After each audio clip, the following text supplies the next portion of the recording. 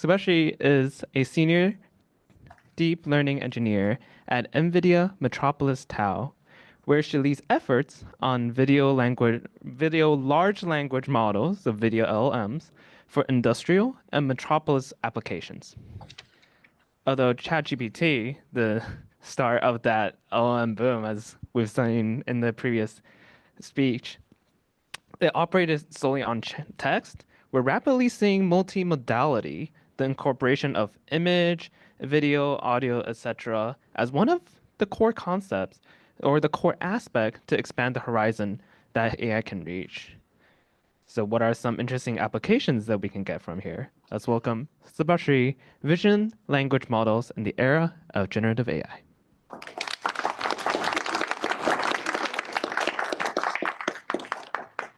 Good afternoon, everybody.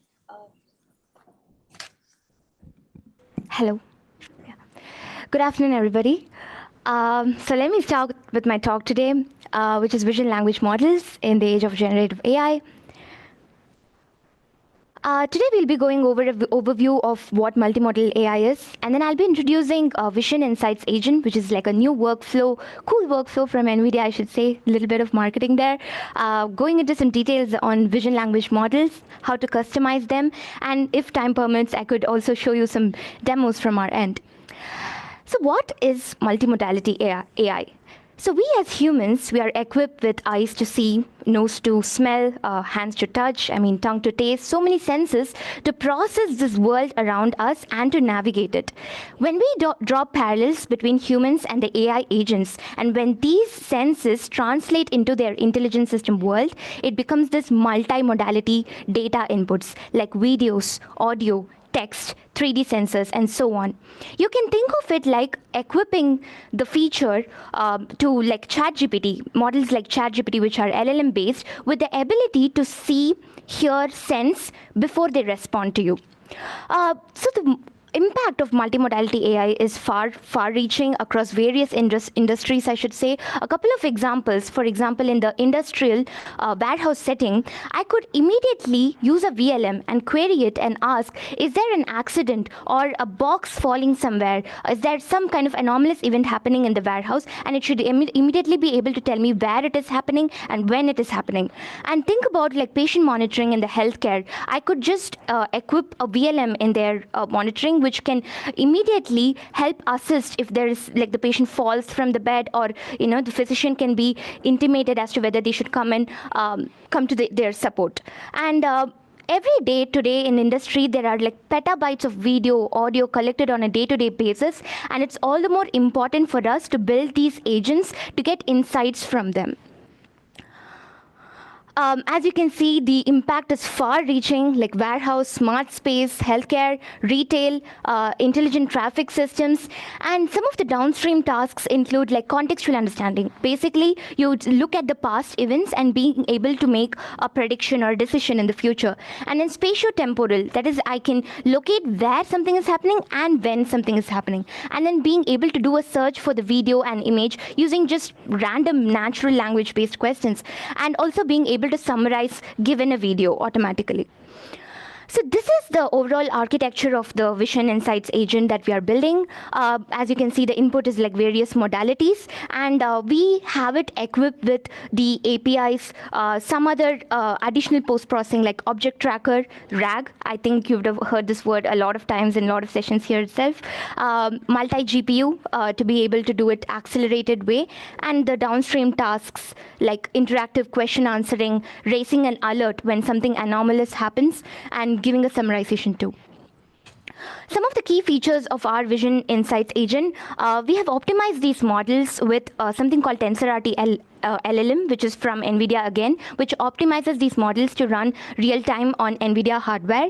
And we also provide a microservice to be able to run on cloud. And since some of these videos that are coming from, say, these like cameras, they're all streaming. They are like large amounts of long videos. So what we do in our agent is to chunk these videos, run our VLM on each of these chunks, and use an LLM to finally aggregate this information and give us an answer, which significantly reduces the total time required to do the processing.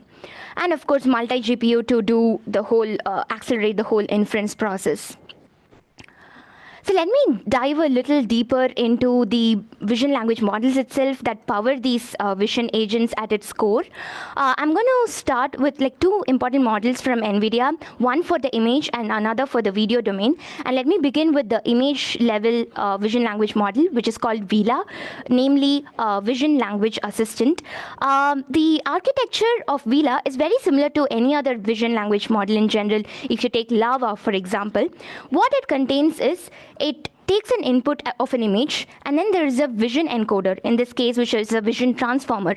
And then the output is passed through a projector. A projector is basically a linear layer.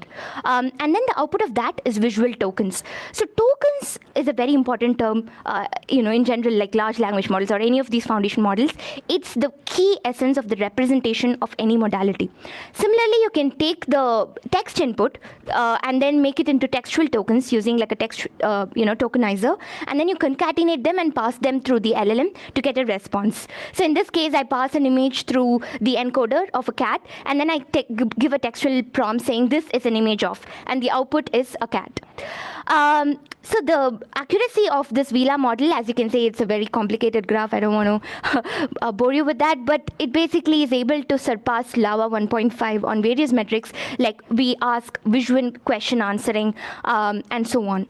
And the last graph that you see there is, as you may all be aware of, there's something called quantization, where we take these models, they have these values of float point values, which makes the inference really compute intensive. So we make them into integer, and that process is called quantization. With that process, we were able to actually quantize the model to 4-bit using activation-aware quantization, which actually enabled us to run these models on Jetson Orin, which is one of the smallest device of NVIDIA hardware, which can be even run on like your mobile platform or even robots. So some of the top 3 capabilities of VLA that I would like to highlight here, the first being in-context learning. So what that means is you can take a model and teach it a completely new task just by showing few examples. For example, in this case, I can show 3 images along with its text pairs, which images of a city, along with text pairs which says this city is famous for what. And then when I showed the 4th image of Rome and asked what that city is famous for, it's able to predict that home to greatest pizza. So this ability comes from, again, the type of data set that's being used in the training. And then the zero-shot generalization and complex reasoning. What that means is it's able to predict in a domain which it has not seen during training. So here, it's able to actually do decision-making, whether the car should proceed or not, based on the pedestrians and the traffic light, and takes that decision even though it has not seen any self-driving data. And the third is it does something called chain of thought. What that means is it breaks down its reasoning as to why it came to that answer. Not just giving you the answer. Here I give it like a menu card of the prices of various food items, and then you place an order. It tells you how much your order is going to cost at the end, but it also gives you explanation of why it came to that answer. And that also comes from the kind of textual data it was trained with. So now I'm going to jump into how we can use this VLA model to enable like computer vision tasks with natural language question answering ability. The first among that is a task called change detection, which is a very common task in computer vision field, where you give 2 images, one original and another changed, and this model takes these 2 and tells you like a segmentation mask map where there are changes between these 2 images. This is another model. I don't want to go into the details of it, and it's called ChangeNet, and it achieves a high benchmark on various metrics. So how do we integrate VLA model to this ChangeNet model? So what we did was we took the original image, we took the changed image, and along with the segmentation mask where the changes are, which is the output of the ChangeNet, together we feed this into VLA. Now this unlocks ability for us to now ask questions regarding these changes. So I can ask, hey, what is the change that happened in this warehouse? And it's able to answer the most noticeable transformation is addition of barrels. And another interesting aspect we observed is you can also ask some reasoning questions. Is the change in this warehouse going to affect the navigation of an autonomous vehicle? And the model is able to say that yes, the addition of barrels in this scene will obstruct the path of the robot, and hence it's going to affect its navigation. So the next what we did was we were able to add spatial grounding to this VLA model. So now I will be able to ask where something is happening in this image along with what is happening in the image. So this is the workflow that we use where we take an input image, we pass it through a model called grounding dyno, which is nothing. Basically, it's going to put you boxes as to where a particular object is. So I can say person, and it will give you all the boxes related to person class in that image. And then you pass it through segment anything model. This model you all might be aware of, which gives you a segmentation mask for all those people. And then we use a prompting method called set of mask visual prompting, which means that you put an ID to every mask. In this case, as you can see, for every person there is an ID. Now this enables me to ask targeted question related to every person in the image, and the model can also give me like targeted answers. So I can ask, hey, now I have overlaid the persons with numeric ID 1 to 8, which person is in most danger? And the model can say the firefighter wearing the number 4 is in most danger because he's closest to fire. So you're able to also spatially locate now additionally than the summarization. So now that we are done with the image side of things, let me move on to how we can extend this VLA for the video understanding. Introducing a new model called Language Instructed Temporal Assistant. This is another model from NVIDIA. Here, this model is capable of various tasks, like it can do spatial and temporal localization, do a video summarization, and predict exactly when something is happening, and question answering as well. So this model was built on top of the VLA model that I previously explained. So it shares some components like the vision encoder, it's the same. The linear projector is the same. So we initialize the weights from there. But additionally, we also introduce a component called temporal pooling, and this is needed because this is a video domain and there are going to be multiple frames. So we do like a temporal pooling, and we add some time tokens to the output so that it can actually output a timestamp and say when something is happening. So here in this basketball video, you can see we ask when did the free throws happen in the video, and it's able to correctly identify that free throws happen between so and so timestamps. And the gray modules here, you can see the LLM and the VIT, they are all customizable. So once we give it to the user, you can replace this VIT with some OpenAI clip or open clip or whatever you want. The LLM can also be replaced with, I don't know, Mistral, Llama, or even Gemma from Google. So these are all customizable in this whole workflow. So here is a video showing a detailed how our vision agent is able to do a summarization and also locate the events based on it. Here again, I have some accuracy like complex graphs, but the end message from there is that we were able to surpass some of the open source video LLMs like Video Llama, V2, and Video Chat GPT in some questions like when is something happening. This is going into the details of the LIDA architecture, but we primarily do this temporal pooling so that the total number of effective visual tokens is reduced. So every image is passed through the vision encoder, and there will be like about, you can think of 600 tokens. And when you multiply that with 100, because there'll be 100 frames, it's going to be computationally extremely intensive, right? So that's why we do something called fast slow token. Kind of, you can think of an averaging, and then we concatenate. And then the right side shows the end-to-end workflow that we use in the training stage to build LIDA. There are two primary stages that are used in any VLM. One is the pre-training, and the other is supervised fine-tuning. Pre-training, what it does is, it tries to align your vision and the language modality. And supervised fine-tuning, what it does is, it gives that conversational, human-like natural language ability to the model. Yeah, that's the high-level overview of that. And here I just talk about how you can fine-tune this model for a use case. So I took a use case of a basketball video, and these are some recommendations as to what you should do for your use case if you want to say take this model and fine-tune it. Some of the fine-tuning parameters, you can use LoRa, like low-rank adaptation, for efficient fine-tuning, and how many videos you should have at minimum labeled, and so on. So here is the output of that. Why is this fine-tuning important? Why do you have to customize this model, right? So as you can see in this video, the original model, when I ask what type of shot is this, it just gives a generic answer. This is a basketball shot. But after I fine-tune it with basketball domain-specific data, which was just about 3,000 videos we used, it was able to identify this is a two-pointer shot from the short corner. So in conclusion, basically our visual insight agent is like a tool that helps you to do video level question answering, temporal understanding, and it is also customizable in the sense that you can plug and play with the different modules of the architecture for a developer.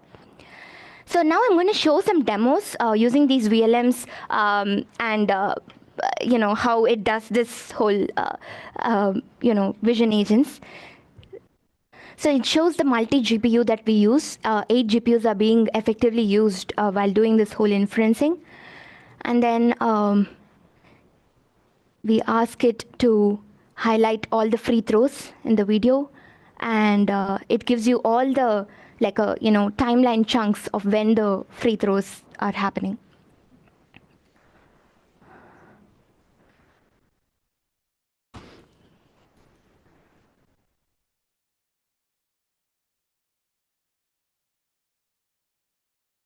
Okay, yeah, this is pretty clear. I'll move to the next one. So here, as I mentioned about the warehouse use case,